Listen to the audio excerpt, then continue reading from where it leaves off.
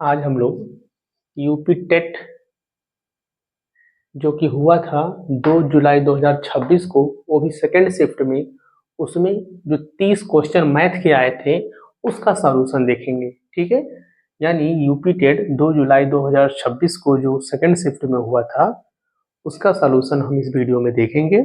ठीक है, पहला क्वेश्चन है, दो समांतर रेखाओं को एक ट्रांसवर्सल काटती है, ट्रांसवर्सल रेखा काटती है। ध्यान से देखेंगे यहाँ पे, जैसे ये समांतर रेखा है, ये हो गई ट्रांसवर्सल रेखा। जो तिर्यक रेखा है, तिरछी रेखा, उसी को बोलते हैं इंग्लिश में ट्रांसवर्सल रेखा।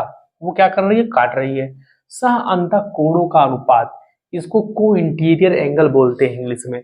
को इंटीरियर एंगल मतलब जैसे ये और ये दोनों क्या कहलाएंगे? सह अंतः कोण। चाहे इसको और इसको ले सकते हो, ठीक है, कोई दिक्कत नहीं। तो ये दोनों क्या है? एक दूसरे के सह अंतः कोण है, ये दोनों भी एक दूसरे के सह अंतः कोण है। ठीक है, और उनका अनुपात कितना है? 1:3।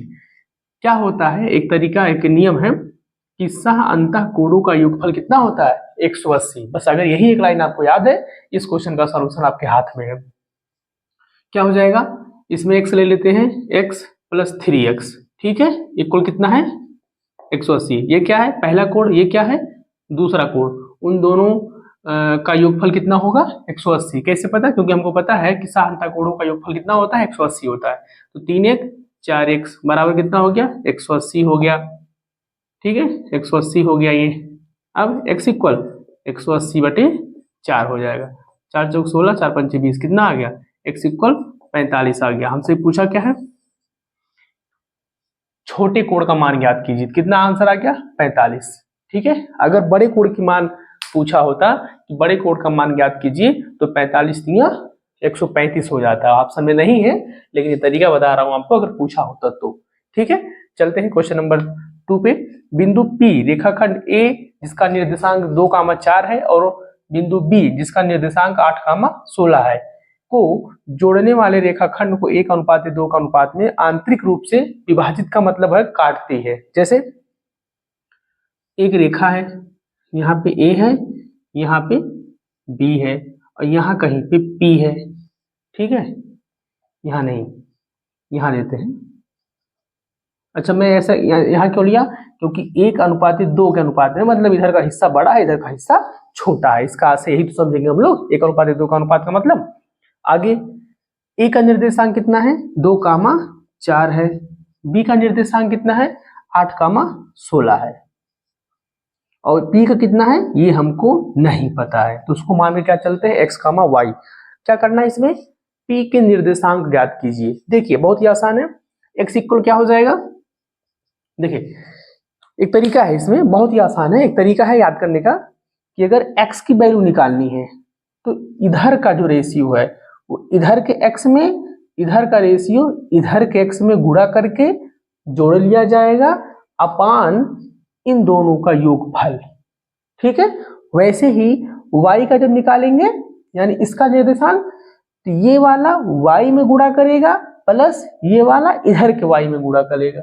ठीक है, अपान इन दोनों का योगफल। है ना आसान? देखिए इधर देखिए, जब x का निर्देशांक निकालेंगे तो ये वाला अनुपात इधर के x में जाएगा। ये तो ना है x, ये x है, y है, ये x है, y है। ठीक है, तो इधर का अनुपात इधर के x में, यानी 8 एकम 8 प्लस इधर का अनुपात इधर के x में, तो 2 दूना 4 अपान इन दोनों का योगफल यानी 3 हो जाएगा। 8 4 12/3, 3 चौक 12। ठीक है, y का निकालते हैं। मैंने क्या बताया था? इधर इधर का निर्देशांक, जिससे x का निकाल रहे थे तो x में गुणा किया था, लेकिन अब की बार हमको y का निकालना है, इसलिए y में जाकर गुणा करेगा। तो 16 एकम 16। x का निकाले थे तो 2 दूना 4 किए थे, ये देखिए, लेकिन अब की बार हमको y का चाहिए तो 2 चौका 8 हो जाएगा बटे उन दोनों का योगफल। किन दोनों का? दोनों अनुपातों का। 2 1 3। ठीक है, 16 8 24 बटे 3, काट देंगे 3 8 24, 4,8 कितना आ गया? 4,8। x है, ये y है, ये x। देखिए x की वैल्यू क्या है? 4, y की वैल्यू 8, तो कितना आ गया? x 4,8 आ गया। ठीक है, चलिए क्वेश्चन नंबर 3 में आते हैं हम लोग। दो संख्याओं का अनुपात 2:3 है और उनका HCF 8 है। देखिए पहली बात, दोनों संख्या क्या हो गई? फर्स्ट संख्या क्या हो जाएगा, इसी HCF से गुणा कर देंगे, 8 दूनी 16 हो जाएगा। सेकंड संख्या क्या हो जाएगी, 8 त्रिक 24 हो जाएगी। उनका एलसीएम ज्ञात करने के लिए बोल रहा है, तो इनका एलसीएम क्या हो जाएगा, देखिए चाहे ऐसे निकाल लीजिए, ठीक है, वो बड़ी से बड़ी संख्या ले सकते हैं यहाँ पे जो इन दोनों को काट दे। तो 8 दूनी 16, 8 त्रिक 24, फिर 2 से 2 कट जाएगा और 3 से 3 कट जाएगा, कितना आ गया, 8 दूनी 16, 16 3 48। एचसीएफ कितना आ गया, सॉरी एलसीएम कितना आ गया, 48, ये रहा। ठीक है, इसको लगाने के तरीका और है, आपके पास फार्मूला है, क्या फार्मूला है,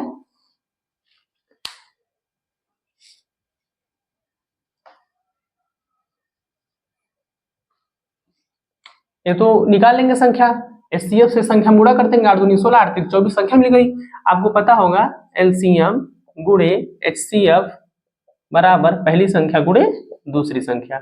यहाँ देखिए एचसीएफ कितना है 8, पहली संख्या कितनी है 16, सेकंड संख्या कितनी है 24, एलसीएम मुझे निकालना है तो 8 से ट्रांसफर कर देंगे, 8 दूनी 16 कट के 24 दूना 48, देखिए एलसीएम आ गया। ठीक है, तो फार्मूले से निकालिए तब भी आपका आंसर आएगा, चाहे वो अभाज्य गुणनखंड वाले से निकालेंगे तब भी आपका आंसर सही आएगा, गलत नहीं आएगा। ठीक है, चलिए क्वेश्चन नंबर 4 में हम लोग, एक वृत्ताकार मैदान की त्रिज्या 14 मीटर है, देखिए ध्यान से यहाँ पे,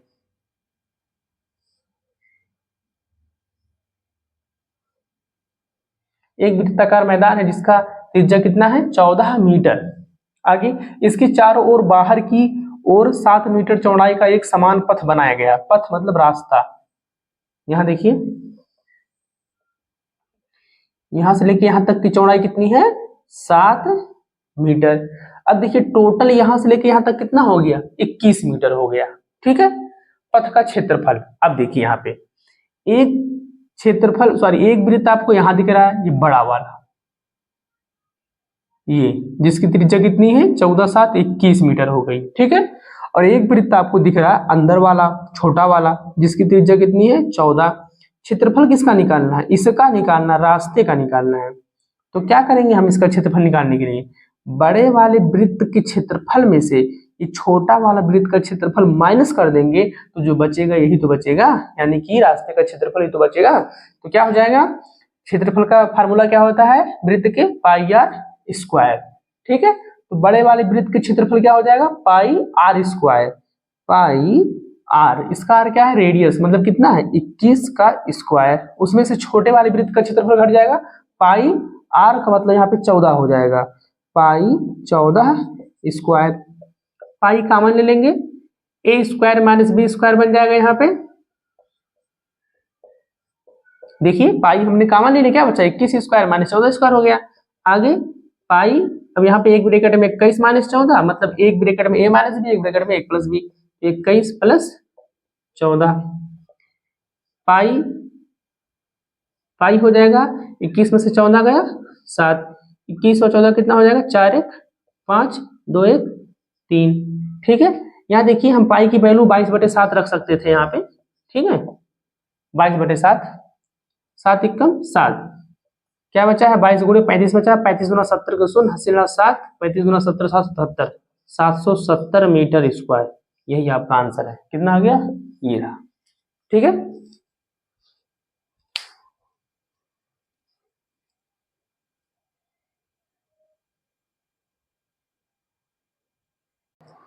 अब हम लोग देखेंगे क्वेश्चन नंबर 5 का सॉल्यूशन। क्या लिखा है कि एक संख्या को 20% घटाने पर वह 168 हो जाती है। देखिए मान लेते हैं कि कोई संख्या पुरानी क्या थी, मूल संख्या x थी, उसको अगर हम 20% घटा देते हैं, सोचिए अगर 20% घटा देते हैं तो वो बचती कितना है अपने आप का 80%, यानी मूल संख्या का मतलब गुणा कितना बचा है 80 और परसेंट का मतलब अपन 100 हो गया।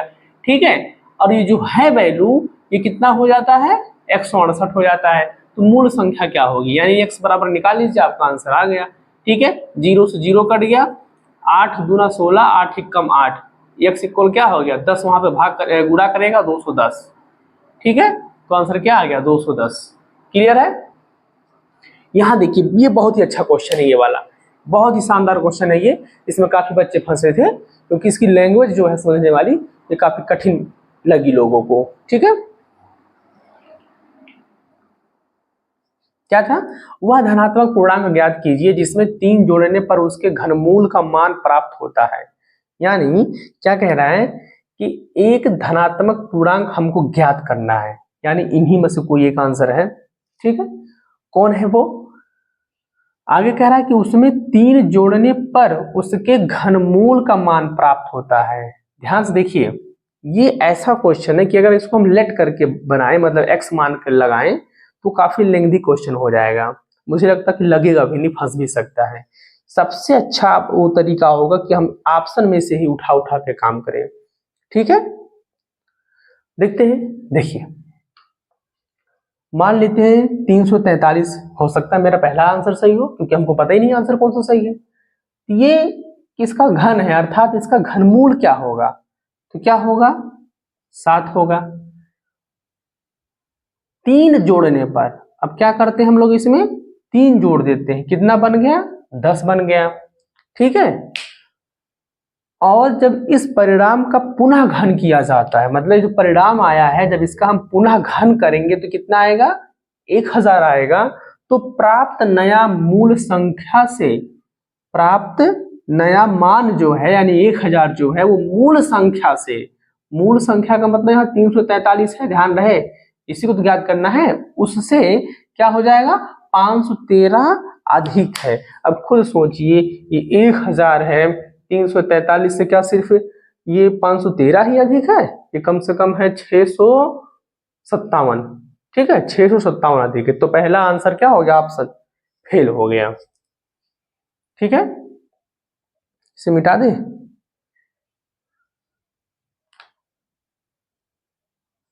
चलो रहने देते हैं। ठीक है,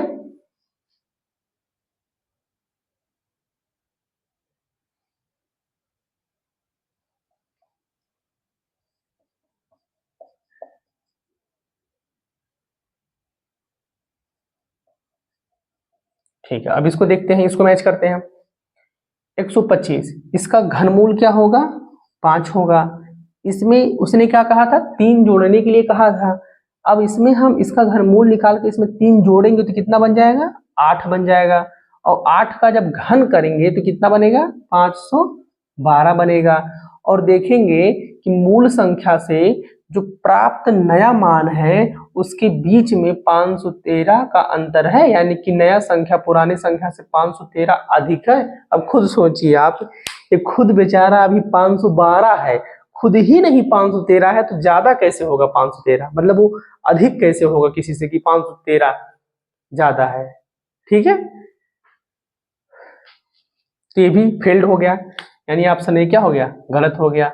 512 के पास आइए, ये किसका घन है? यानी कि ऐसे उल्टा बोलते हैं कि 512 का घनमूल क्या होगा? 8 होगा। ठीक है,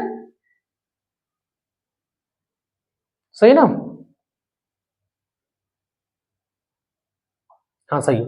तो 512 का घनमूल क्या होगा? 8 होगा। उसमें हम क्या जोड़ेंगे? 3 जोड़ेंगे। कितना बन जाएगा? 8 3 11। अब क्या करेंगे? इसका घन करेंगे। घन करिए, कितना आएगा?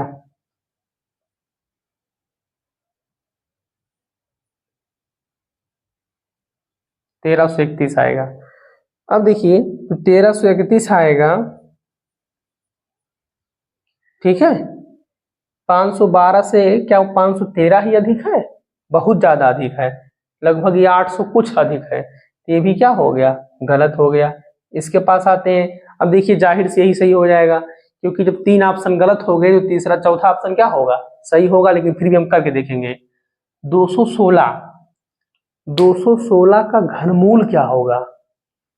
क्या होगा 216 का घनमूल? सोचिए, 6 होगा। क्यों?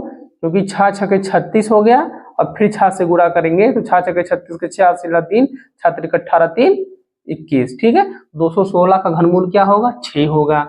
इसमें कितना जोड़ना है? 3 जोड़ना है, तो कितना बन जाएगा? 9 बन जाएगा। अब 9 का घन क्या होगा? 9 का घन क्या होगा? 9 9 81 और 9 729। ठीक है, 729 आएगा। अब चेक करिए कि क्या ये प्राप्त नई संख्या मूल संख्या से 512 अधिक है? तो क्या करेंगे, इसमें से हम घटा के देखेंगे भाई। ठीक है, 9 में से 6 गया 3, 2 में से 1 गया ये, 7 में से 2 गया 5। यस, एकदम सही। यानी ये ऑप्शन नंबर डी क्या हो जाएगा, सही हो जाएगा। ये बहुत ही अच्छा क्वेश्चन था। ठीक है, चलिए इसमें आते हैं। कह रहा है कि यदि p प्लस क्यू इक्वल 4 है और P square plus Q square की वैल्यू जो है वो 10 है, तो p के पावर 4 प्लस क्यू के power 4 minus 2 P square Q square ज्ञात करें, अर्थात इतने की वैल्यू क्या होगी। अब देखते हैं हम लोग। देखिए यहाँ पे p के पावर 4 प्लस क्यू के पावर 4 कैसे बन सकता है, सोचिए। तो कैसे बनेगा ये, सीधा इसका वर्ग कर देंगे। ठीक है, देखिए इसके दोनों पक्षों का जब हम वर्ग करेंगे तो ये हो जाएगा, एक बार लिख देते हैं, क्या बनेगा, ए स्क्वायर, यानी ए स्क्वायर पहले तो उसका स्क्वायर 4, मतलब ये बन गया ए प्लस बी का होल स्क्वायर का फार्मूला बन गया ना, A square plus B square plus 2ab। तो जब इसका स्क्वायर पहले से है तो इसका स्क्वायर फिर करेंगे। तो 2 दूना 4 हो गया, प्लस बी का स्क्वायर यानी क्यू का स्क्वायर प्लस 2ab यानी कि 2p स्क्वायर क्यू स्क्वायर, ये फार्मूला हो गया। इसका हो गया 10 में 100। ठीक है, अब देखिए हमको यहाँ पे minus 2p square Q square चाहिए, वो तो है ही नहीं। दूसरी बात, हमको p स्क्वायर क्यू स्क्वायर की वैल्यू पता ही नहीं है, तो इसको अभी रोक के रखे हो। यहां से हमको मिलेगा, यहां से देखिए इसके दोनों पक्षों का वर्ग करेंगे तो क्या हो जाएगा, p प्लस क्यू का होल स्क्वायर इक्वल 4 का होल स्क्वायर कितना हो जाएगा, a square plus B square plus 2ab equal 4 चौक 16। इसकी वैल्यू क्या मिली है, 10 है। 10 को उधर कर देंगे तो क्या हो जाएगा, 16 में से 10 घट जाएगा, कितना बचेगा 6। तो 2pq इक्वल की वैल्यू कितनी आ गई, 6 आ गई, और 2 दिया 6। ठीक है, तो pq की वैल्यू क्या आ गई, 6 आ गई। ठीक है, इतना समझ में आया। अब देखिए यही, अब देखिए हमको p स्क्वायर क्यू स्क्वायर की वैल्यू चाहिए, तो दोनों पक्षों को वर्ग कर देंगे तो क्या हो जाएगा, p square Q square equal 3 Trika 9। ठीक है, 9 मिल जाएगा हमको। ठीक है, अब 9 मिल गया, अब यहाँ पे लाके रखेंगे। ध्यान दीजिए यहाँ पे देखिए p के पावर 4 प्लस q के पावर 4, यहाँ देखिए 2p स्क्वायर क्यू स्क्वायर जोड़ेंगे और 2p स्क्वायर क्यू स्क्वायर घटाएंगे। ठीक है, तब दो दो मिलके हो जाएगा 4p स्क्वायर क्यू स्क्वायर और minus 2p square Q square वैसे रहेगा बराबर 100। ठीक है, ये देखिए p के पावर 4 प्लस q के पावर 4 और minus 2p square Q square और प्लस ये जो है इसकी वैल्यू क्या हो जाएगी, p स्क्वायर क्यू स्क्वायर की वैल्यू 9 रखेंगे तो 9 चौक 36 हो जाएगा बराबर 100। p के पावर 4 प्लस q के power 4 minus 2p square Q square बराबर 36, वहां माइनस हो जाएगा, कितना बचेगा 64। 100 में से 36 गया 64, आंसर क्या आ गया 64। ठीक है, यहाँ देखिए 3 निष्पक्ष सिक्के, 3 सिक्के आपके पास है जिसमें हेड टेल और हेड टेल ही तो रहे हैं, वही है। उनको एक साथ उछाल दिया गया तो कम से कम एक हेड आने की प्रायिकता क्या होगी। देखिए चलिए हम 3 सिक्के हैं उसको उछालते हैं, ध्यान दीजिएगा। एक बार हम उछाले तो क्या आ गया, एक हेड और 2 बार टेल आ गया। दूसरी बार उछाले तो 2 बार हेड 1 बार टेल आ गया। तीसरी बार उछाले तो 3 बार हेड आ गया। ऐसे ऐसे देखिए क्या क्या आता है। फिर आगे उठाते हैं तो अब की टेल आ गया, हेड हेड आ गया, 2 बार टेल आ गया, 1 बार हेड आ गया, फिर पता चला कि 3 बार टेल आ गया। ठीक है, और सोचो क्या आ सकता है, और क्या आ सकता है, हेड टेल हेड, ठीक है, और टेल हेड टेल, 1 2 3 4 5 6 7 8। ठीक है, देखिए 3 सिक्के थे ना, ऐसे समझिए। आप फार्मूला भी यूज कर सकते हैं, लेकिन मैं आपको दिखाने का प्रयास कर रहा था कि ये यही इतने आंकड़े आ सकते हैं अगर 3 सिक्कों के एक साथ आप उछालते हैं तो। 3 निष्पक्ष सिक्के उछालना है एक साथ, ठीक है, तो 3 सिक्कों को अगर उछालेंगे तो 3 सिक्कों में क्या आ सकता है, या तो हेड या तो टेल, तो 2 का हो जाएगा घन। ठीक है, परिणाम कितने आते हैं 2, सिक्के कितने हैं 3, तो 2 का घन कितना होगा 8।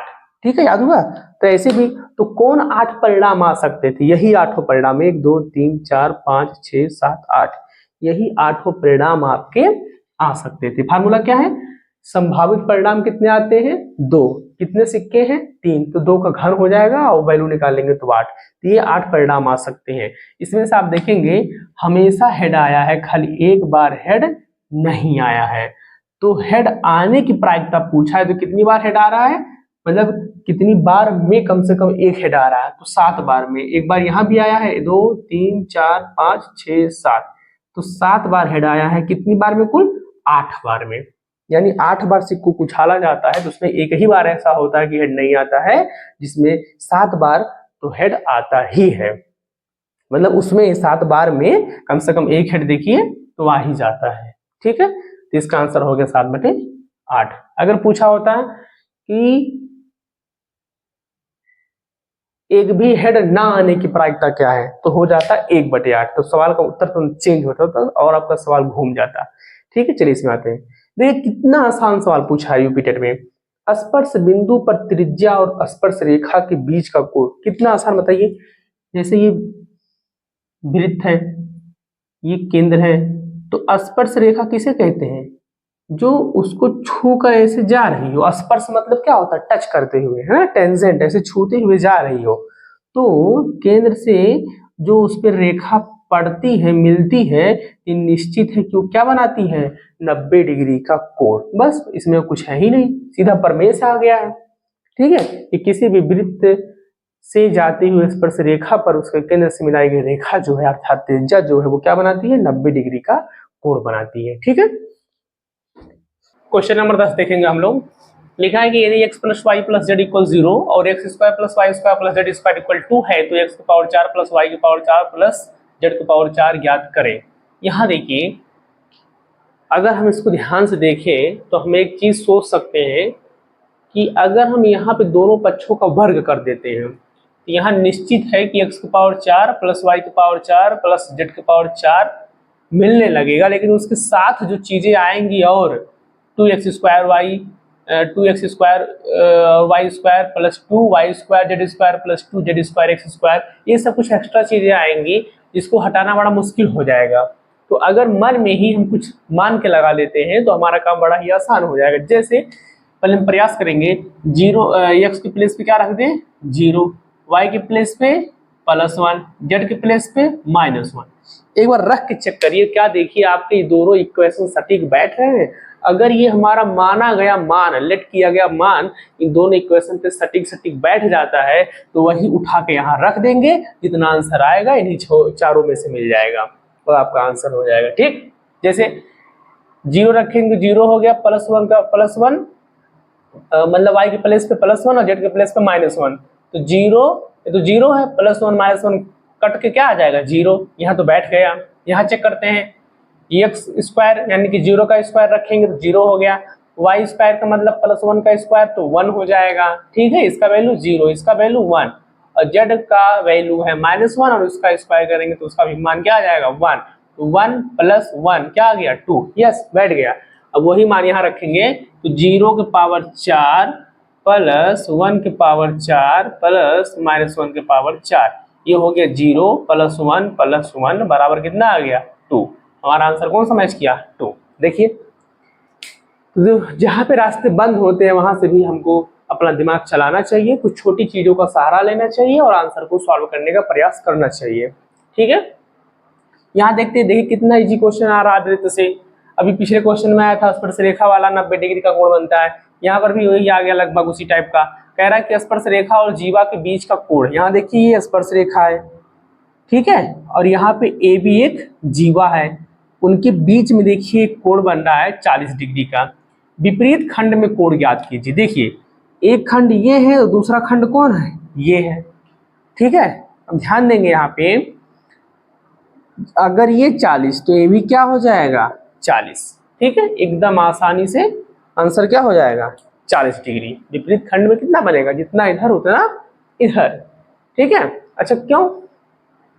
क्योंकि उसी जीवा से दोनों सिरों से अगर हम यहाँ पे स्पर्श रेखा पे लंबाई में मतलब एक रेखा खींचेंगे तो उसकी लंबाई सेम होगी। ठीक है, सेम होने का मतलब ये है कि ये दोनों क्या हैं? बराबर लंबाई के हैं।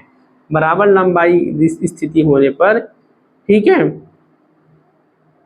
ये दोनों कोण क्या होंगे, बराबर हो जाएंगे।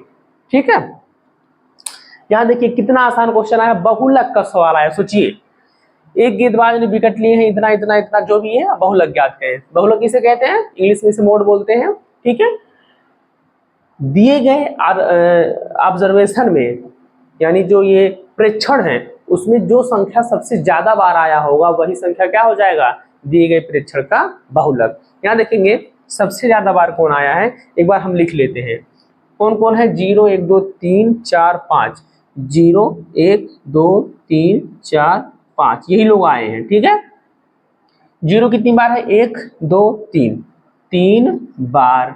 देखिए 0 कितनी बार, 3 बार। 1 कितनी बार, 1 2 2 बार। 1 2 3 4, 2 कितनी बार, 4 बार। 3 कितनी बार, 2 बार। 4 कितनी बार, 1 बार। 5 कितनी बार, 1 2 3, 3 बार। तो सबसे ज्यादा बार कौन दिख रहा है आपको, 2। बस खत्म हो गया। ठीक है, यहाँ आइए, ये देखिए बड़ा ही अच्छा सवाल है ये वाला। कह रहा है कि 6 सेंटीमीटर भुजा वाले एक घन को सभी सतहों पर रंगा जाता है। जैसे यहाँ देखिए, ये घन तो नहीं है, ये तो घनाभ है, लेकिन फिर भी थोड़ा अंदाजा लगाएंगे हम लोग कि ये घन के आकार का है। तो 6 सतह होता है, 1 2 3 4 5, और पीछे वाला यहाँ पे 6 हो गया। इसके सभी सतहों को देखिए यहाँ पे क्या कर दिया गया है, एक ही रंग से रंग दिया गया है।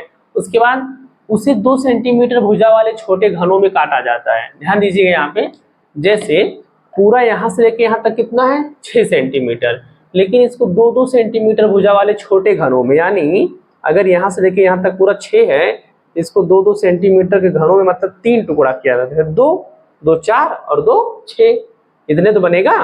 यहाँ से वही बात होगा, 2 2 4 2 6, ऐसे सभी सतहों से इसे काट के खत्म कर दिया गया। 2-2 सेंटीमीटर का छोटा छोटा घन निकाल लिया गया काट के। चलिए ठीक है, अब क्या कह रहा है, ऐसे छोटे घनों की संख्या ज्ञात कीजिए जिनकी ठीक 2 सतहें रंगी हैं। ध्यान से देखेंगे आप, हम लोग ये वो घन है मान लेते हैं, इसके अभी ये जो पूरा घन था तो इसके सभी 6 के 6 सतह घन रंगे हुए थे। अब इसको हमने 2-2 सेंटीमीटर की भुजा वाले छोटे छोटे घनों में काट दिया।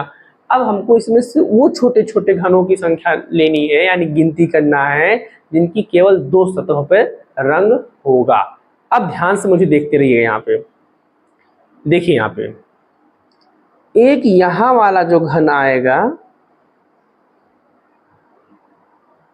देखिए मैंने बनाने का प्रयास किया है, इधर इधर जो ऐसे रखा होगा, बीच वाला वो 2 सतहों पे रंगा होगा। ध्यान दीजिएगा, 3 टुकड़ा तो बना है। देखिए यहाँ पे 1 2 3, 2 2 4 2 6, ठीक है, 6 सेंटीमीटर लंबा है, तो 2-2 सेंटीमीटर का 3 है तो कटेगा इसमें से। तो जो बीच वाला आ रहा है ये इसी की जो है, ये वाला जो टुकड़ा होगा, ये वाला इसी के 2 सतहों पे रंगा होगा। ठीक है, और ध्यान देंगे, और कहाँ पे, अब देखिए ध्यान समझिएगा, एक यहाँ वाला हो गया, एक इस कोने का हो गया, 2 हो गया, ठीक इसके पीछे यहाँ वाला 3, और ठीक इसके पीछे यहाँ वाला 4 हो गया। अब यहाँ ध्यान देंगे, वैसे ही यहाँ पे जो बीच वाला होगा, यहाँ पे 5 6 7 और यहाँ पे 8, सेम है जैसे नीचे भी चले आइए, 9 10, यहाँ पे 11, और एक पीछे यहाँ पे ये वाला 12, खत्म। कितना आसान है। ठीक है, तो कितनी संख्या हो गई, 12। तो इस टाइप के सवालों को मन में इमेज बनाइए, मन में फिगर बनाइए, सोचिए कि कौन कौन सा उसका सतह ऐसा होगा वैसा होगा जैसा पूछा है ना। बहुत आसान है। चलिए यहाँ पे आते हैं, कितना अच्छा सवाल है। देखिए एक तो पीछे आया था, एक ये दोनों बहुत अच्छे सवाल हैं। वह संख्या ज्ञात कीजिए जिसमें 728 जोड़ने पर प्राप्त संख्या एक पूर्ण घन बन जाए। इसको भी अगर ऑप्शन से करें तो बहुत अच्छा हमारा बन जाएगा। ठीक है, कह रहा है कि वह संख्या ज्ञात कीजिए जिसमें 728 जोड़ने पर प्राप्त संख्या एक पूर्ण घन बन जाए। मतलब इसमें से वो एक संख्या ऐसी संख्या है कि जिसमें हम अगर 728 जोड़ देना तो वो भी क्या होगा, एक घन ही संख्या होगा वो। ठीक है, और ध्यान रहे और जो घन संख्या बनेगा बड़ा वाला, जब उसका घनमूल निकालेंगे तो मूल संख्या के घनमूल से 2 अधिक होगा। ठीक है, यानी इसमें से कोई एक ऐसी संख्या है जो अपने आप में वो घन है, ठीक है, तो उसका कोई घनमूल हो रहा होगा। जैसे मान लेते हैं एग्जाम्पल के तौर पे हम 512 को ले लिए, चलिए ठीक है, 512 का घनमूल क्या होगा, 8 होगा। ठीक, 8 हो गया, इसका घनमूल 8 हो गया। अब कह रहा है कि इसमें कितना जोड़ दो, 728 जोड़ दो। चलिए हमने 512 में 728 जोड़ दिया, कितना आ गया, 1240। अब ये जो होगा ये भी अपने आप में एक पूर्ण घन होगा, और इसका जब घनमूल निकालेंगे तो वो क्या होगा, मूल संख्या के घनमूल से, यानी ये इसका मूल संख्या का जो घनमूल है ये 8, इसका घन मतलब ये और इसका जो घनमूल निकालेंगे वो, उनके बीच में क्या अंतर होगा, 2 का अंतर होगा। यानी ये जो होगा इससे 2 ज्यादा होगा। यानी अगर ये 8 है तो ये कितना होना चाहिए था, 10, तभी तो ये 2 अधिक होगा मूल संख्या के घनमूल से। तो बताइए अगर 10 का घनमूल होता तो ये 1000 होता ना, मतलब 10 का अगर घन होता।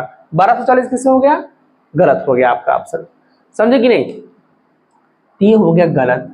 1728 के पास चलिए, 1728 किसका घन है, यानी इसका घनमूल क्या होगा, 12 होगा। ठीक, अब देखिए अगर इसमें हम 728 अब जोड़ते हैं तो ये कितना बन जाएगा, 1728 में अगर 728 जोड़ेंगे तो 8 8 16 के 6 हासिला 1 2 2 4 1 5 7 7 14, ये 4 हासिला 1 और 1 1 2, 24 56। ठीक है, 24 56 हो गया। अब इसका घनमूल क्या होगा, मुझे लगता है इसका घनमूल बनेगा ही नहीं, है ना, क्योंकि 2500 का घनमूल बन जाएगा, नहीं बनेगा, है ना, 13 14, चेक करना पड़ेगा, चेक कर लेते हैं क्या 16 का बनेगा, नहीं देखिए 1 मिनट हम चेक कर लेते हैं। ये 12, इसका घनमूल क्या आया 12। अब इसमें 728 जोड़ने पे जो 24 56 आया है, इसका जो घनमूल आना चाहिए वो क्या आना चाहिए, इससे 2 ज्यादा। देखिए मूल संख्या के घनमूल से 2 अधिक है, यानी मूल संख्या का घनमूल जो 12 आया है, नई संख्या का घनमूल जो होगा इससे 2 अधिक होगा, यानी ये 14 का क्या होना चाहिए, घन होना चाहिए। आइए चेक करते हैं, 14 14 196। ठीक, अब इसमें गुणा करते हैं 14 से, तब तो 14 का घनमूल आएगा। 4 6 24 के 4 हासिला 2 और 9 चौक 36 38 का 8 हासिला 3 4 एकम 4 3 7 6 9 1 4 8 6 14 का 4 हासिला 1 17 7 हासिला 2 27 44 गलत हो गया, ये भी क्या हो गया, गलत हो गया। समझ पा रहे कि नहीं, बहुत आसानी से बता रहा हूं मैं। ठीक है, अब देखिए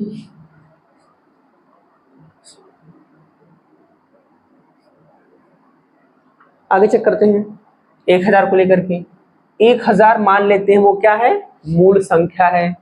इसका घनमूल क्या होगा भाई, सीधी सी बात क्या होगा, 10 होगा। इसमें हम क्या जोड़ेंगे, 728 जोड़ेंगे तो कितना बन जाएगा, 1000 में 728 जोड़ेंगे तो 1728 बन जाएगा। अब इसका घनमूल क्या होता है, इसका घनमूल होता है बच्चों 12। अब 12 जो होगा मूल संख्या के घनमूल से, मूल संख्या के घनमूल यानी 10 से क्या होगा, 2 अधिक होगा। यस, हम देख रहे हैं सारा नियम सेटिस्फाई हो गया, यही आपका हो गया सही। ठीक है, समझ पाए। क्वेश्चन नंबर 15 हम लोग देखेंगे। लिखा है कि वह न्यूनतम संख्या ज्ञात करो जो 16 18 32 विभाज्य हो। कितना आसान क्वेश्चन है, क्या निकालना है इसका, एलसीएम। क्योंकि एलसीएम हम लोग समझते हैं कि जिस संख्या का निकालते हैं वो वह संख्या होती है जो दी गई संख्या से पूरा पूरा विभाजित हो जाती है। तो सीधा सा मतलब क्या हो गया, 16 18 32 क्या निकालना है, एलसीएम। ठीक है, किससे भाग कर दें, 2 से। 2 8 16 2 9 18 2 16 32।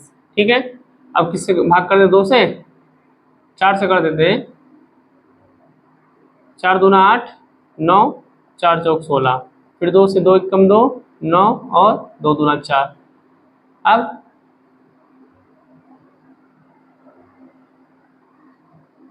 2 से और 9 से, ठीक है, वही संख्या आएगी आपकी। कितना आंसर हो जाएगा? 2 चौका 8, 8 दूनी 16, 16 नौवीं 144, 144 दूना 288, हो गया खत्म। ठीक है, यानी 288 वो संख्या होगी जो 16, 18, 32 से पूरा पूरा विभाजित हो जाएगी। अच्छा, और भी लोग, और भी हम चेक कर सकते हैं, वैसे भी बिना ये सब किए ऑप्शन से चेक कर सकते हैं। कैसे? चलिए बड़ी संख्या मान लेते हैं, अभी हमको नहीं समझ में आ रहा, छोड़, नीचे शुरू करते हैं। 36, इससे पूरा पूरा विभाजित होना चाहिए। 36 बताओ किससे कट रहा है? किसी से तो नहीं कट रहा। हाँ, 18 दूना 36 कट रहा है, लेकिन हमको 16 32 से भी कटना चाहिए ना 36, ये तो वैसे ही फेल हो गया। 72 की बात करते हैं, बताइए, सिर्फ 18 से कट रहा है, 18 चौक 72, ना तो 32 से कट रहा है ना तो 16 से, वैसे ही खत्म हो गया। बताइए 16 24 32 से कैसे कट सकता है?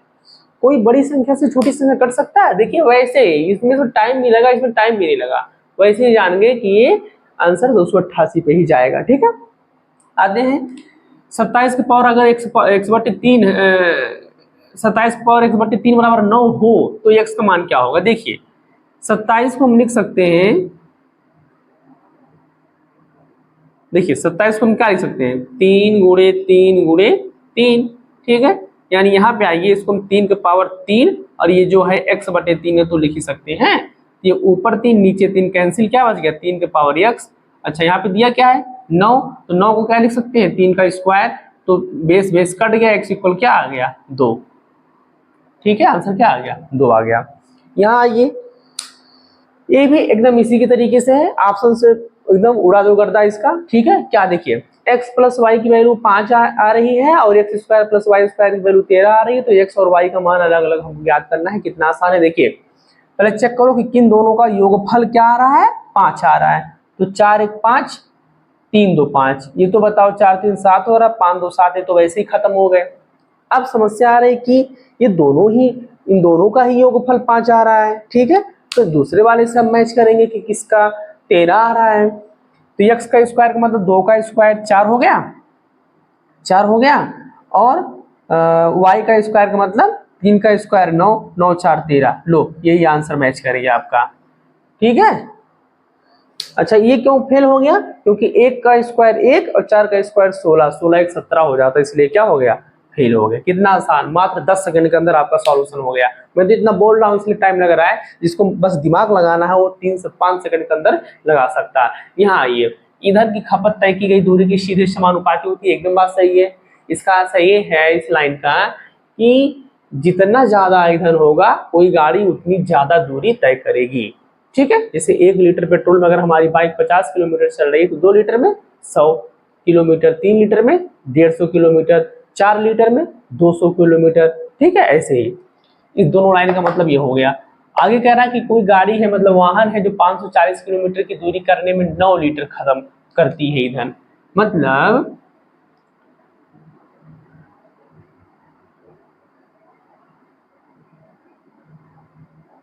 540 किलोमीटर तय करने में कितना लीटर? 9 लीटर। ठीक है, तो 1 किलोमीटर बराबर 9/540 लीटर। अब कितना किलोमीटर चलाना है? 840 से दोनों पक्षों में क्या कर दो? गुणा करा दो।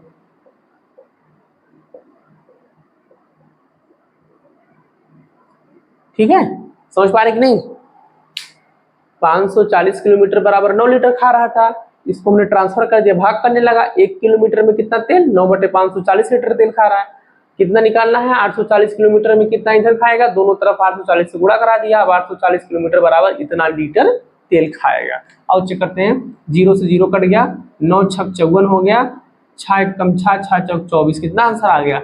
14 लीटर। ठीक है,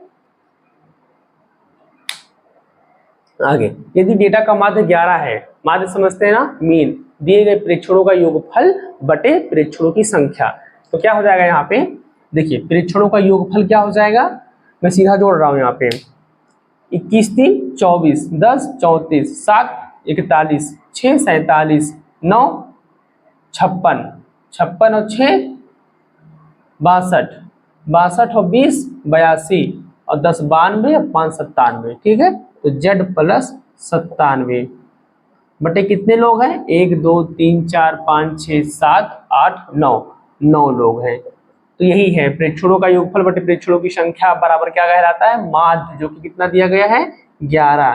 तो z प्लस 97 बराबर 9 की रहेंगे 99। ठीक है, तो z इक्वल 99 माइनस 97 कितना आ गया 2। ठीक है, समझ पाए। हम लोग देखेंगे अगला क्वेश्चन, क्वेश्चन नंबर 20। क्या लिखा है, x plus 2y plus 3z एक ब्रैकेट में है, दूसरे ब्रैकेट में है 2x minus Y plus z में असमान पदों की संख्या ज्ञात करिए। देखिए बहुत आसान है, क्या करना हम लोग को, x plus 2y plus 3z और 2x minus Y plus z को आपस में क्या कर देना है, मल्टीप्लाई करा देना। पहले x जाएगा वहां पे तो 2x square minus x y plus x z हो जाएगा। अब 2y जाएगा वहां पे तो 2 दूना 4 x y minus 2y square, यहाँ से लिख देता हूँ मैं, कौन गुणा कर रहा है y, तो 2 दूना 4 x y minus 2y square plus 2y z plus 3 दूना 6 जेड एक्स या एक्स जेड, कोई दिक्कत नहीं है, माइनस 3y जेड। ठीक है, और प्लस 3z स्क्वायर। अब हम लोग देखेंगे यहाँ पे एक्स स्क्वायर वाई स्क्वायर और जेड स्क्वायर, ये 3 लोग हो गए। ध्यान से देखिएगा 3 लोग हो गए यहाँ पे। अब देखिए ये वाला एक्स वाई और ये वाला एक्स वाई, ये एक ही पद तो होगा, नहीं समझे, आइए लिख देते हैं 2x square minus 2y square और प्लस 3z स्क्वायर, ये लोग उतर गए। 4xy माइनस 1xy कितना बचेगा, प्लस 3xy। ठीक है, और 3yz 2yz, 3 में से 2 गया 1 1yz। ठीक है, yz ये दोनों खत्म हो गए। 6 7 x z कितने हो गए, 1 2 3 4 5 6 पद हो गए। इसका आंसर क्या हो जाएगा, 6 हो जाएगा। आगे देखते हैं कितना इजी क्वेश्चन, क्लास 4 का बच्चा भी इसको सॉल्व कर सकता है। देख रहे हैं क्या लिखा है, निम्न में से कौन सी प्राकृतिक संख्या नहीं है। अरे भाई 0 नहीं है। ठीक है, 25 प्राकृतिक है, 1 है, 1000 है। प्राकृतिक संख्या 1 से तो शुरू ही होती है, लेकिन 0 जो आता है वो किस में आता है, पूर्ण संख्या में आता है। तो 0 प्राकृतिक संख्या नहीं बल्कि वो पूर्ण संख्या है, पूर्णांक है। ठीक है, यहाँ आते हैं सीधा, क्या लिखा है बच्चों, x प्लस वाई इक्वल 7 है और एक्स वाई इक्वल 10 है, तो x square plus y square equal क्या होगा। देखिए इसी को पकड़िए, इसके दोनों पक्षों को क्या कर दीजिए, वर्ग कर दीजिए। क्या हो जाएगा, a square plus B square plus 2ab equal 7 7 49 हो जाएगा। ठीक है, यहाँ देखिए x square plus y square तो वैसे रहेगा, एक्स वाई की वैल्यू दी गई है 10 और 2 से गुणा करेंगे तो क्या हो जाएगा 20। ठीक है, तो x square plus y square plus 20 वहां जाके माइनस 20 हो जाएगा और 49 में से 20 गया 29। ठीक है, आंसर क्या आ गया 29। यहाँ आइए, यदि कोई संख्या 200 से बढ़कर 266 हो गई, सीधी सी बात, 200 से बढ़ के कितना हो गया 266, कितना बढ़ा है 66 रुपए, ये प्लस है, कितना प्लस हुआ है 66 रुपए प्लस हुआ है। तो प्रतिशत वृद्धि क्या होगा, देखिए लाभ यानी कि बढ़ी हुई वैल्यू बटे मूल वैल्यू गुणे 100, 2 0 2 0 2 0 2 0 2 3 6 2 3 6, यहाँ परसेंट था तो क्या आ गया 33%। ठीक है, ये रहा, कितना आसान क्वेश्चन है।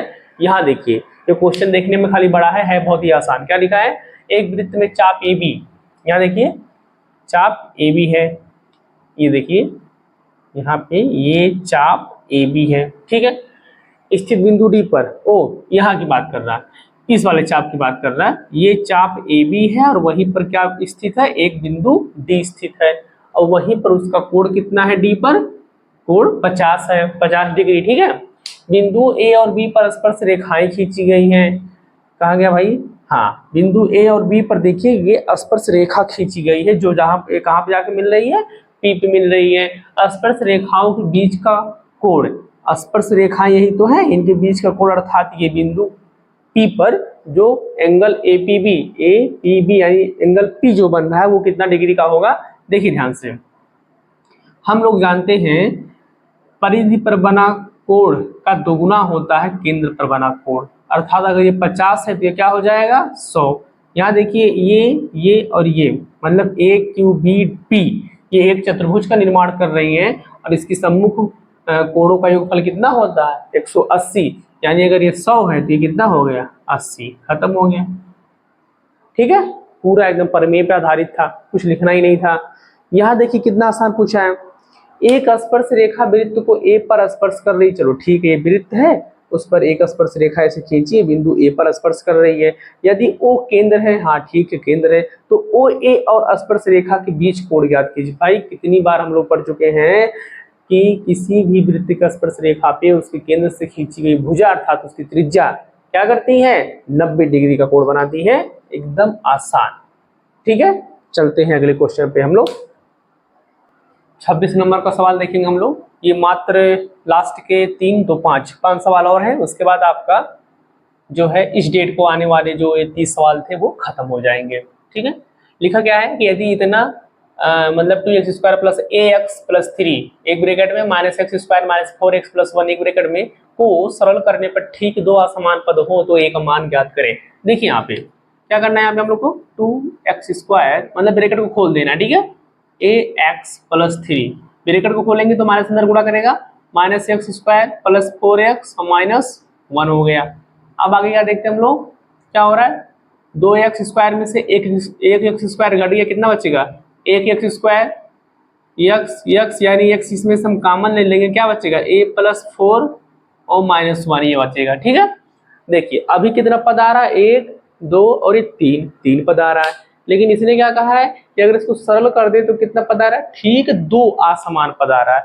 ये 3 कहाँ से आ गया, यानी यहाँ पे एक ऐसा कोई मान रहा होगा जो यहाँ पे रख देने से इस पद का मान 0 कर दिया होगा, तब ये और ये यही दोनों पद बचे होंगे।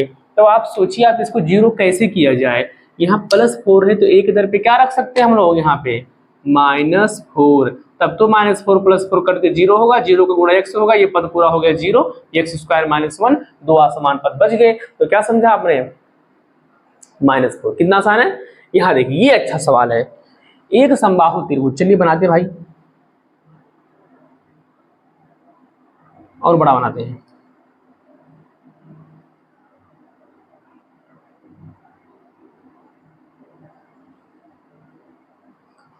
लग तो नहीं रहा है लेकिन मान लेते हैं कि समबाहु त्रिभुज है। ठीक है, चलिए मतलब ऐसा त्रिभुज जिसकी तीनों भुजाएं क्या होती है समान होती है, क्या कहलाती है समबाहु त्रिभुज। चलो ठीक है, आगे उस समबाहु त्रिभुज में परिधि त्रिज्या और अंतः त्रिज्या, ध्यान समझिएगा। परिधि त्रिज्या वो है जो बाहर से ऐसे वृत्त बनाया गया हो, तो जो इसकी त्रिज्या होगी यहाँ से लेके यहाँ तक वही क्या कहलाएगी परिधि त्रिज्या। और अंतः त्रिज्या का मतलब है जो इसकी भुजाओं को टच करता हुआ बनता है वृत्त, तो यहाँ से लेके यहाँ तक की त्रिज्या या यहाँ से लेके यहाँ तक कह लो, कोई दिक्कत नहीं है। ये क्या है छोटा r, ये क्या है कैपिटल R, मतलब बड़ा त्रिज्या छोटा त्रिज्या, ऐसे इसको सूचित किया जाता है, प्रदर्शित किया जाता है। उन त्रिज्याओं के बीच का अंतर कितना है 3 सेंटीमीटर है, तो उस त्रिभुज का क्षेत्रफल ज्ञात करिए। देखिए इसके लिए आपको एक तरीका एक सूत्र याद होना चाहिए कि जब किसी समबाहु त्रिभुज के भुजाओं को टच करता हुआ त्रिभुज बनता है, अर्थात अंदर उसके त्रिभुज वृत्त बनता है और बाहर उसके शीर्षों को टच करता हुआ वृत्त बनता है, तो उन दोनों के बीच में जो त्रिज्या का निर्माण होता है छोटा त्रिज्या बड़ा त्रिज्या, वो अनुपात होता है 1:2 का अनुपात का। बस यही एक लाइन अगर आपको याद है तभी इस क्वेश्चन का सॉल्यूशन आसानी से कर सकते हैं। मतलब अगर ये 1 मीटर है तो ये वाला 2 मीटर होगा, बस यही इसका मतलब है। अगर ये 4 मीटर है तो उसका दुगुना 4 दूना 8 मीटर इसका हो जाएगा ये त्रिज्या। इस रेशियो का यही मतलब है। चलिए अब चलते हैं, हमको पता चल चुका है इतना, लेकिन अभी देखिए त्रिज्या का अंतर 3 सेंटीमीटर है, तो 2 में से 1 गया 1 बराबर कितने का अंतर है 3 सेंटीमीटर, यानी जो छोटी त्रिज्या है मेरी वो 1 है, यानी 3 एकम 3 सेंटीमीटर, जो बड़ी त्रिज्या है वो 2 है, यानी 3 दूना 6 सेंटीमीटर। इतना हमको पता चल चुका है। चलिए अब आगे देखते हैं एक तरीका, एक जानकारी और आपको होनी चाहिए कि ये जो भुजा पे इसका त्रिभुज गया है, ये त्रिज्या गया है, ये एकदम सीधा खड़ा जाता है, जैसे स्पर्श ही तो है ये ना, तो स्पर्श पे ये जो क्या करता है, ये 90 डिग्री का कोण बना रहा होता है। यानी ये क्या है, एक समकोण त्रिभुज है। ये हो गया कर्ण, ये हो गया आधार, ये हो गया लंब। और ध्यान रहे कि इस भुजा के ये बीचों बीच जाके मिलता है, ठीक है। अर्थात अगर आप इसकी ये भुजा निकाल लेते हैं, इसका डबल करके यहाँ तक का दूरी पूरा निकाल लेंगे। जैसे अगर हम यहाँ पे कैलकुलेशन कर दें, यहाँ मान लेते हैं 4 सेंटीमीटर आ गया, तो 4 ये है तो ये भी कितना आएगा, 4 ही आएगा। ये कहने का आशय है। क्यों? क्योंकि ये कहाँ रहता है, बीचों बीच रहता है। चलिए निकालते हम लोग, देखते हैं इस त्रिभुज में छोटा आर कितना आ गया 3, बड़ा आर कितना आ गया 6, यानी 6 का स्क्वायर बराबर 3 का स्क्वायर प्लस यहाँ मान लेते हैं ये ए मान लेते हैं, तो ए का स्क्वायर, ये हो गया 36, 3 त्रिक का 9, यहाँ बच गया ए, 36 में से 9 गया 27, कितना बच गया 3√3। ये आ गई आधी भुजा की वैल्यू है अभी ये, ठीक है। अभी ये आधी भुजा की वैल्यू है, तो पूरी भुजा कितना आ जाएगा, पूरा भुजा इसका दुगुना कर देंगे, 2 तिया 6√3, ठीक है। 6√3 आ गया, बस काम आसान हो गया। कैसे? क्योंकि त्रिभुज, जो समबाहु त्रिभुज का क्षेत्रफल होता है वो क्या होता है, √3/4 गुणे भुजा स्क्वायर, बस। तो √3/4 गुणे भुजा का स्क्वायर कितना हो गया, 6 छके 36 और √3 का गुणा 3 हो जाएगा, ठीक है। 4 9 36, 9 त्रिक 27, कितना आ गया 27√3 सेंटीमीटर स्क्वायर। समझ में आया कि नहीं? यहाँ देख सकते हैं आप लोग, वीडियो पॉज करके और अच्छे से समझ लीजिए, ठीक है। चलिए लास्ट के 3 सवाल और है। कह रहा है कि यदि यम व एन द्विघात समीकरण इतना इतना इतना के मूल है, कितना, x² - 11x + 24 = 0 क्या है, मूल है, यानी अल्फा और बीटा है वो, तो m³ + n³ का मान ज्ञात कीजिए। देखिए कितना आसान है, इसका क्या कर दीजिए, द्विघात का गुणनखंड कर दीजिए, -8x -8 त्रिक 24, 3x + 24 = 0। देखो जोड़ने पे बीच वाला आना चाहिए, तो 8 3 11 हो गया, गुणा करने पे ये आना चाहिए, तो 8 3 24 हो गया, माइनस का प्लस दोनों मिल रहा है, यानी सही है। x कॉमन लेंगे, x -8 हो गया, -3 कॉमन लेंगे तो x -3 8 24 हो गया, एक ब्रैकेट में x -8, एक ब्रैकेट में x -3, ये रहा m, यानी x की वैल्यू यहाँ पे 8 आ गई और यहाँ पे x की वैल्यू 3 आ गई। यही क्या है, m है, और यही क्या है, n है। यानी 8 का क्यूब का मतलब क्या हो जाएगा 512, 3 का क्यूब क्या हो जाएगा 27, कितना हो गया 7 2 9 2 1 3 और 5, कितना हो गया आंसर 539। यहाँ आइए y + 1/y = 5 है, तो y² + 1/y² + 5 का मान ज्ञात कीजिए। देखिए इसके क्या करें, दोनों पक्षों को वर्ग कर देंगे, तो क्या हो जाएगा a² + b² का मतलब 1/y² + 2ab = 25, ठीक है। नहीं समझे, मैंने यहाँ दोनों पक्षों कर दिया वर्ग, तो y + 1/y का होल स्क्वायर बन जाएगा a + b का होल स्क्वायर के फार्मूले की तरह, तो a² + b² + 2a × b = 5 का स्क्वायर 25 हो गया। अब तो y² + 1/y² प्लस ये देखिए क्या हो गया 2 = कितना आ गया 25, ठीक है। लेकिन हमको +5 मतलब इतना रहे, +5 की वैल्यू चाहिए, तो यहाँ पे देखिए दोनों पक्षों में क्या कर देंगे +3 कर देंगे। जब दोनों पक्षों में हम +3 कर देंगे, यहाँ 3 और यहाँ 3 कर देंगे, तो 3 2 5 और 25 3 28, देखिए इतनी की वैल्यू आ गई, ठीक है। तो आंसर कहाँ चला गया 28 पे। चलिए अब लास्ट क्वेश्चन है, कौन सा कथन सत्य है, सदैव सत्य है, मतलब सही कथन को हमको चूज करना। देखिए यहाँ पे प्रत्येक परिमेय संख्या प्राकृतिक है, गलत है ये, मैं यहाँ चिन्ह लगा रहा हूँ। क्यों गलत है? क्योंकि परिमेय संख्या को p/q के फॉर्म में लिख सकते हैं, लेकिन प्राकृतिक संख्या को नहीं लिख सकते। वो एक पूर्ण संख्या मतलब होल नंबर, एक अपने आप में कंप्लीट संख्या होती है, जैसे 1 2 3 4 5 6 7 8 9 2 ऐसे 8 9 10, ठीक है। तो p/q के फॉर्म में कहाँ आ पाएगा प्राकृतिक संख्या? तो हर परिमेय संख्या प्राकृतिक संख्या थोड़ी ना हो पाएगा। ठीक। दूसरा, प्रत्येक परिमेय संख्या पूर्ण संख्या, फिर वही सवाल भाई ये भी नहीं होगा, क्योंकि पूर्ण संख्या भी क्या होती है 0 1 2 3 4 5 6 7 8 9 बटे वटे में नहीं होती है, और परिमेय संख्या बटे में आ सकती है, माइनस में भी आ सकती है। ये दोनों माइनस और बटे में नहीं आती, इसलिए परिमेय संख्याएं प्राकृतिक नहीं होती हैं और ना ही परिमेय संख्याएं पूर्ण होती हैं। ठीक है। आगे, प्रत्येक प्राकृतिक संख्या अपरिमेय, भाई ये भी गलत है। जब प्राकृतिक संख्या भी हम लोगों ने पढ़ लिया कि 1 2 3 4 5 6 7 8 9 10 है, तो वो अपरिमेय कहाँ है? वो तो परिमेय होंगी, क्योंकि वो बटे 1 में है, तो परिमेय होंगी, अपरिमेय कभी नहीं होंगी। ये भी गलत हो गया। बिना सोचे समझे खट से चौथा ही क्या हो जाएगा? आंसर सही हो जाएगा। लेकिन एक बार समझ लेते हैं, प्रत्येक पूर्ण संख्या एक परिमेय संख्या। यस, हर पूर्ण संख्या अपने आप में एक परिमेय संख्या होती है। क्यों? क्योंकि पूर्ण संख्या का मतलब हो गया क्या? 0 1 2 कुछ भी, और परिमेय कैसे हो गया? क्योंकि इनके नीचे क्या छिपा है? 1, इसीलिए हर पूर्ण संख्या क्या है? अपने आप में एक परिमेय संख्या है। ठीक है। तो हम लोगों ने यूपी टेट का एग्जाम जो अभी हाल ही में हुआ था 2 जुलाई 2026 को, उसका मैथ का पूरा कंप्लीट बहुत ही सरल भाषा में इसका जो सलूशन था वो हमने देख लिया है। आगे हम लोग और भी यूपी टेट के जो मैथ के सॉल्यूशन हो गए उसको सॉल्व करेंगे। ठीक है। तो इसी के साथ वीडियो को लाइक करें, शेयर करें और चैनल को सब्सक्राइब करें।